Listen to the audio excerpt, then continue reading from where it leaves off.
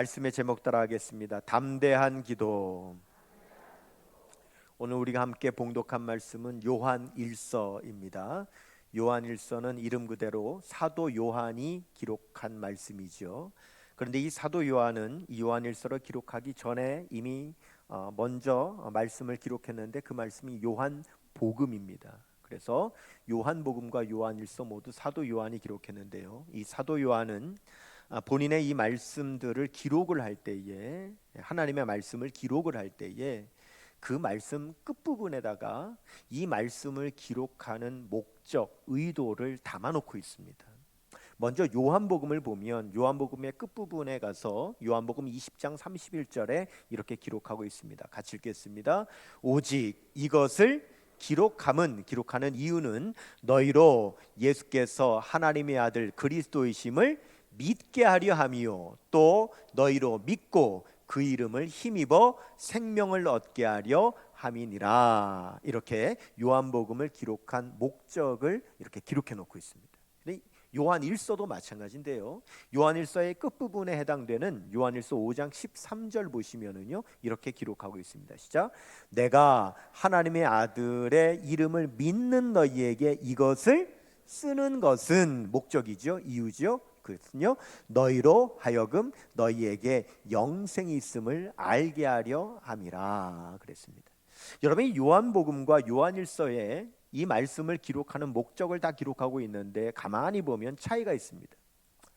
요한복음은요 내가 이 말씀을 기록하는 것은 너희로 하나님의 아들 예수 그리스도를 뭐하게? 믿게 하려 함이요 또 믿어서 그 이름을 힘입어 생명을 얻게 하려 함이라. 이것은 무슨 말이냐면 요한복음을 듣는 대상은 예수 안 믿는 사람이에요. 그러니까 예수 안 믿는 사람이 예수님을 믿고 생명을 얻게 하려고 기록했다 이렇게 되어 있습니다. 근데 요한 1서는 그 읽는 대상이 이미 예수 믿은 사람이에요. 그래서 내가 하나님의 아들의 이름을 믿는 너희에게 이것을 기록하는 것은 너희에게 영생이 있음을 알게 하려 함이라 이렇게 기록하고 있다는 거예요.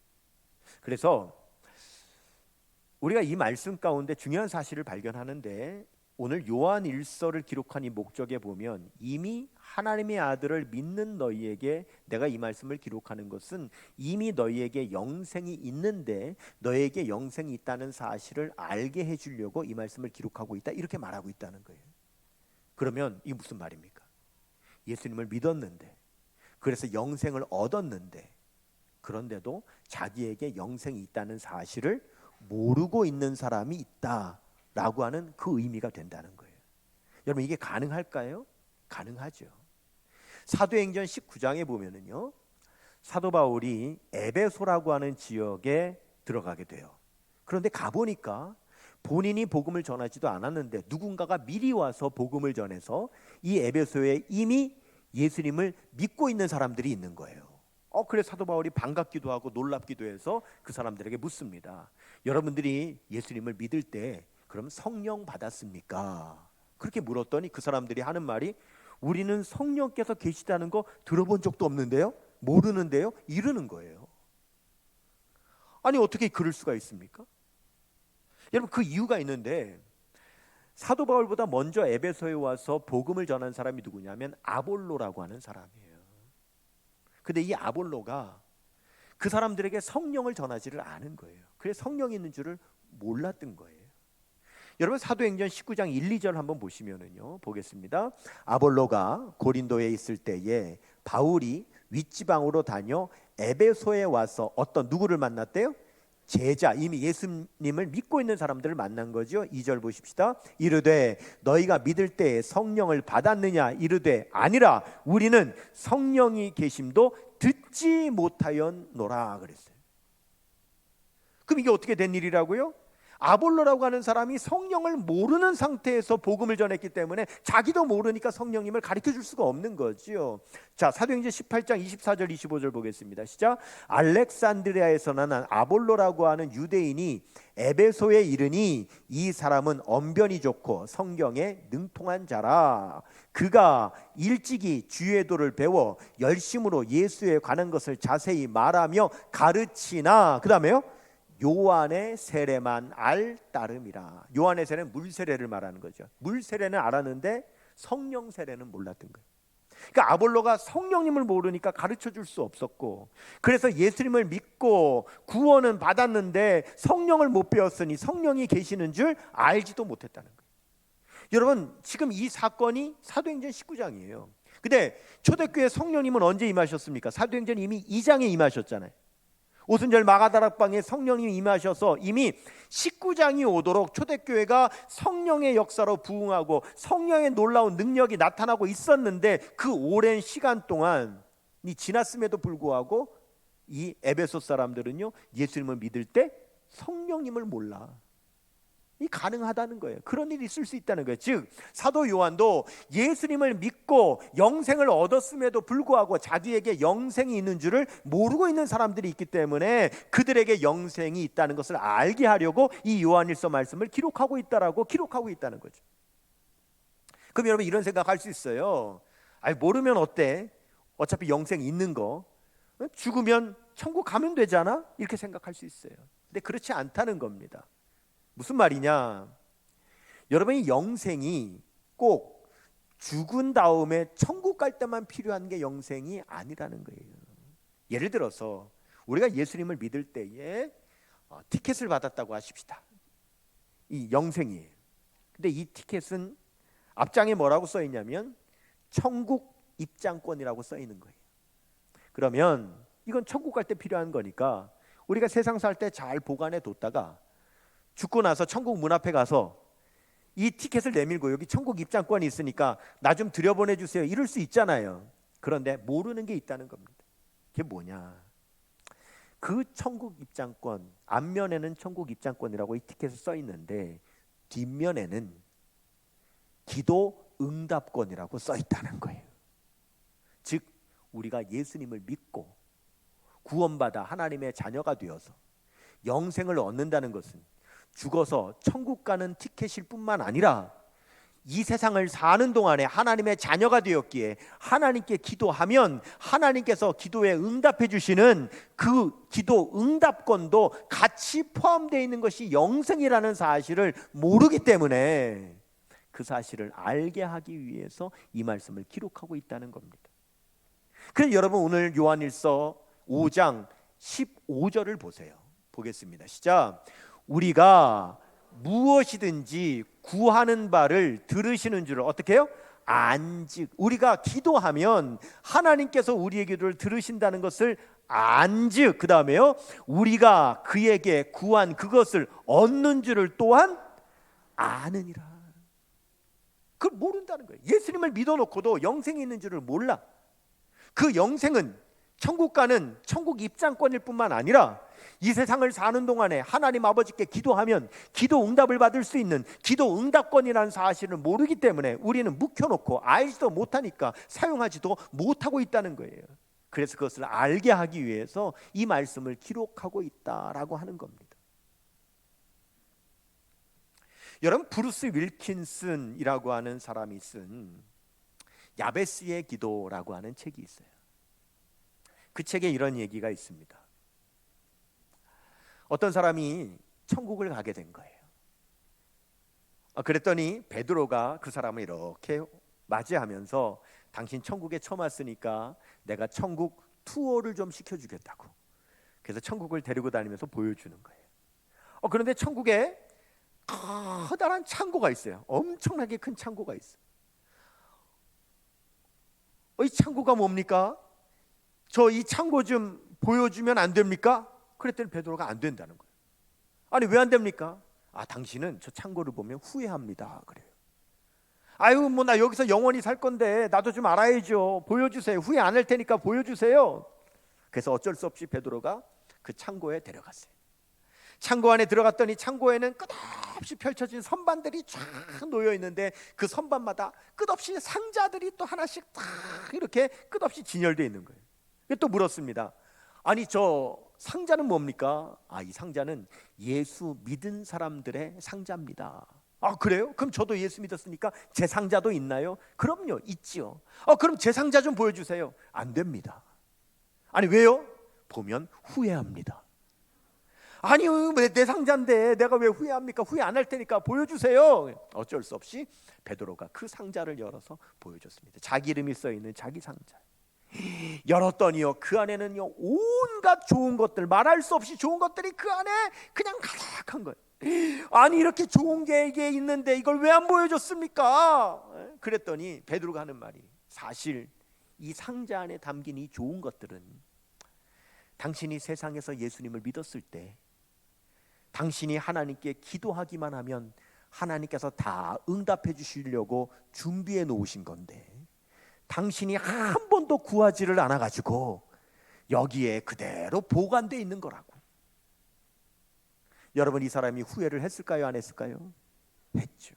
천국에서는 아무 소용이 없는 거예요. 이 세상에 있을 때 하나님 앞에 기도하기만 하면 다 응답받을 수 있는 건데 그걸 구하지 않아서 다 천국에만 그대로 보관되어 있는 거라는 거예요.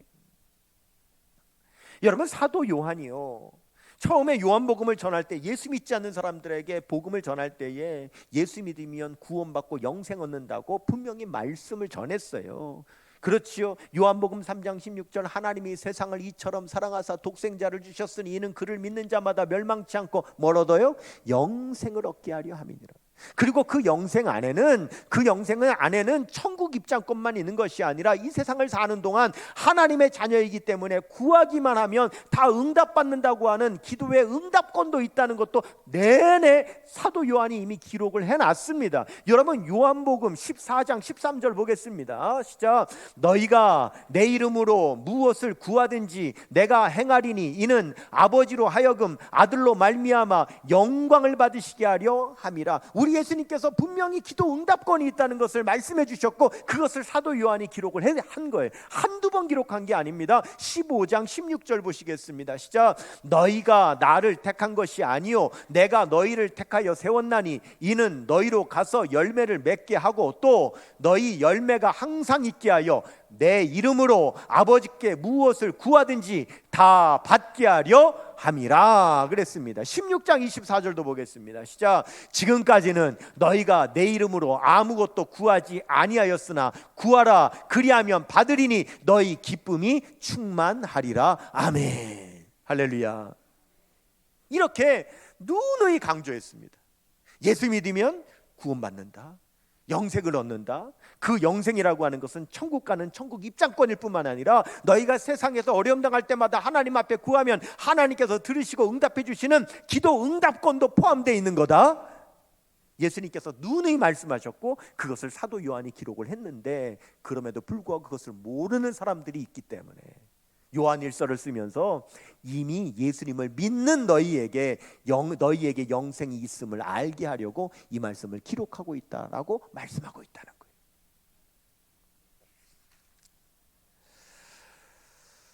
여러분, 우리에게 문제가 뭐냐? 1차 문제는 영생을 얻지 못한 게 1차 문제겠죠. 근데 2차 문제는 영생을 얻었음에도 불구하고 영생이 있다는 걸 모르는 게 2차 문제겠죠. 근데 3차 문제는 영생이 있다는 걸 알면서도 그 영생을 누리며 이 땅에서 살아가고 있지 못하는 것이 우리의 3차 문제겠죠. 이번 주 토요일에 우리 시무장로님들하고 연탄 배달 봉사를 합니다. 저는 이것을 계기로 해서 우리 모든 각 기관에서도 이렇게 같이 섬기시는 사역이 또 활발하게 이루어지기를 간절히 소망을 하는데요. 뉴스에 보니까요, 요즘 뉴스에 도시가스 요금 폭탄 이런 뉴스가 많이 나옵니다. 작년보다 도시가스 요금이 얼마나 많이 올랐는지, 작년 이맘때 15만 원 요금 내던 사람이 올해는요 요금이 45만 원 나왔다는 거예요. 추워서 조금 더 뗐더니 세상에 3배가 많이 나왔다는 거예요. 그게 도시가스 요금 폭탄. 그래 여러분, 이럴 때에 취약계층에 있는 분들은 얼마나 더 어렵겠습니까? 그런데 제가 또 다른 뉴스를 보니까요, 우리나라의 취약계층으로서 국가로부터 이 겨울에 뭐 연료비나 난방비나 이런 복지 이런 차원으로 혜택을 받을 수 있는 해당이 되시는 분들이 73만 명이 있는데 그 73만 명 가운데 분명히 자기가 해당자임에도 불구하고 그 혜택을 못 받는 사람이, 못 받고 있는 사람이 48만 명이라는 거예요. 아니, 이 사람들은 분명히 해당이 되는 사람들인데도 못 받고 있다는 거예요. 그래서 왜 못 받는가 조사를 해봤더니 대부분이 신청을 안 해서 못 받고 있다는 거예요. 그럼 왜 신청을 안 했는가라고 물어보니까 제일 많은 이유가 뭐냐면 해봤자 자기가 해당이 안 될 것 같아서, 쉽게 말하면 신청해도 떨어질 것 같아서 신청을 아예 안 했다는 거예요. 그런데 이미 어떤 분이라고요? 해당이 돼 있는 사람인데도, 자기가 해당자인데도 신청하면 떨어질까 봐 신청을 안 해서 못 받는 사람이 제일 많고, 두 번째는 나는 필요 없어서 신청 안 했다는 거예요. 세 번째는 그런 제도가 있는 줄을 몰라서 신청 안 했다는 거예요. 네 번째는 그래도 어떻게든지 스스로 해결해 보려고 하느라고 신청 안 했다는 거예요. 마지막 다섯 번째는 다 아는데 신청 과정이 번거로워 가지고 신청 안 했다는 거예요. 그래서 사회복지사가 안달이 난 거예요. 이 추운 겨울에 국가로부터 분명히 혜택을 받을 수 있는 대상자인데도 그걸 안 받고 있으니까 집집마다 찾아다니면서 해당된다고, 신청만 하면 된다고 그렇게 알려주며 다니는 거예요. 알려주는데 이 사회복지사가 이런 얘기를 합니다. 그 서류 준비하는 것 자체를 어려워하세요. 이 장벽을 한 발만 더 내디디면 되는데 그걸 못 하시더라고요. 그렇게 인터뷰를 하는 거예요. 그러니까 이 사회복지사가 막 쫓아다니는 거죠. 당신은 해당자입니다. 신청만 하시면 받을 수 있습니다 하면서 막 알려주러 다니는 거예요. 여러분, 사도 요한이 똑같은 심정입니다. 당신 예수 믿었습니다. 믿었으면 구원 받은 겁니다. 하나님의 자녀가 된 겁니다. 영생을 얻은 겁니다. 그 영생은요, 천국 갈 수 있는 천국 입장권일 뿐만 아니라 이 세상을 사는 동안 힘들고 어려울 때 하나님 앞에 언제라도 구하면 하나님께서 응답해 주시는 기도 응답권도 포함되어 있는 겁니다. 그러니까 지금 기도하십시오. 그 사실을 아십시오. 그 사회복지사의 그 안타까움으로 뛰어다니며 알려주고 다니는 것처럼 오늘 요한일서 이 말씀도 우리들에게 그 사실을 알려주기 위해서 그렇게 기록하고 있는 말씀이라는 거예요. 그러면 여러분, 이게 남 얘기입니까? 여러분 물어보십시다. 그러면 여러분들은 여러분 혜택 다 잘 받고 사십니까? 우리 교회는 사역자들이 점심에 식사를 할 때 우리 아래층 이제 식당에서 우리 사역자들을 위한 점심을 차려주세요. 그래서 그냥 편안하게 내려가서 먹으면 돼요. 걱정이 없어요. 그런데 제가 전에 목회할 때는 점심을 일일이 나가서 사 먹었어야 됐어요. 그러니까 이게 여러분 보통 일이 아닙니다. 매일 점심마다 오늘은 어딜 가나, 오늘은 뭘 먹나, 이게 보통 어려운 일이에요. 점심때가 되면 이 부목사님들이 제 방을 두드려요. 목사님, 점심시간 다 돼가는데 오늘은 뭘 먹을까요? 그 맨날 그거 정하는 것도 이게 보통 일이 아니에요. 그래서 어쩔 때는 너무 정하기 어려우니까 사실 저는 좀 정하기 어려우면 제일 간편하게 뭐 먹자고 하냐면 햄버거 먹자 그럽니다. 그러면 이제 가끔 또 뭐 찾기도 어렵고 하니까 오늘 햄버거 먹자. 그래서 우리 부목사님들하고 햄버거 가게를 가요. 그런데 제가 처음에 부목사님들하고 햄버거 가게 가서 너무 깜짝 놀란 거 있죠. 한 10명 정도가 같이 갔는데 세상에 햄버거를 제값 다 주고 사 먹는 사람은 저밖에 없더라고. 햄버거 가게 가자마자 우리 부목사님들 스마트폰을 다 열어가지고 거기 쿠폰을 찾아가지고 그 쿠폰을 가지고 먹는데 최소 40%에서 60%까지, 즉 8,000원짜리 햄버거 세트 하나 먹으면 3,000원 내고 먹는데 나만 그걸 몰라가지고 늘 8,000원 다 내고 먹었던 거예요. 그래 이런 게 있었냐고, 나도 좀 깔아달라고. 그래서 내 스마트폰 내밀었더니 부목사님 보더니 목사님 이미 다 깔려 있는데요? 여러분 물어보십시다. 여러분은 혜택 다 받고 삽니까? 여러분이 받을 수 있는 혜택 다 누리고 다 받고 살아요? 아니요. 우리가 이 세상에 살면서도 우리가 받을 수 있는 혜택도 다 못 찾아 먹고 사는데, 문제는 뭐냐? 하나님께서 하나님의 자녀인 우리들에게 주신 영권이 있는데 우리가 그 영적인 혜택을 못 누리고 살아간다는 거예요. 알지도 못하고 알아도 못 누리면서 살아가고 있다는 거예요. 여러분, 세상이 얼마나 어렵습니까? 세상이 이렇게 어려울 때에 우리가 기도하기만 하면 하나님께서 응답해 주신다고 약속을 하셨는데, 우리가 담대히 하나님 앞에 기도하기만 하면 되는데 우리가 얼마나 못하며 살아가고 있냐. 오늘 본문 요한일서 5장 14절은 말씀하죠. 시작. 그를 향하여 우리가 가진 바 담대함이 이것이니 그의 뜻대로 무엇을 구하면 들으심이라. 아멘.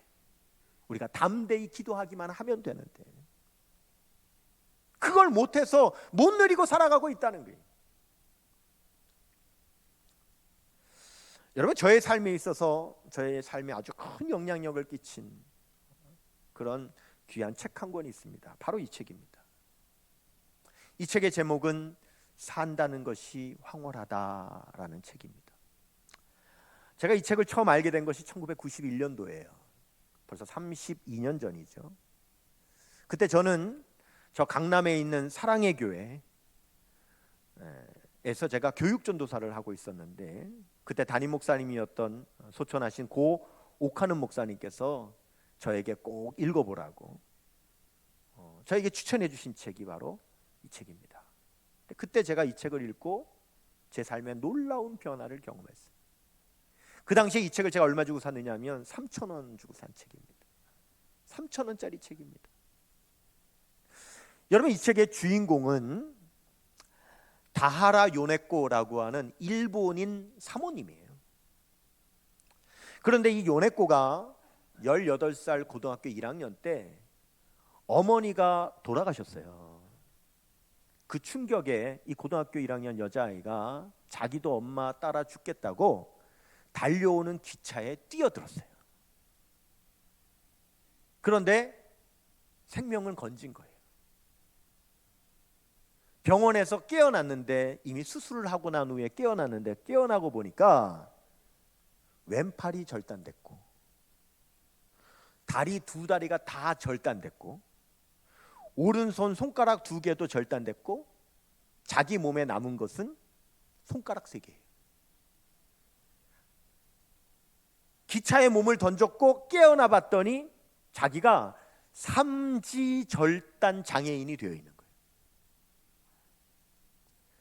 그렇게 오랫동안 병원에 입원을 해 있게 되는데, 그때 다하라 아키도시라고 하는 젊은 청년 신학생이 그 병원에 전도하러 왔다가 이 요네코를 보게 된 거예요.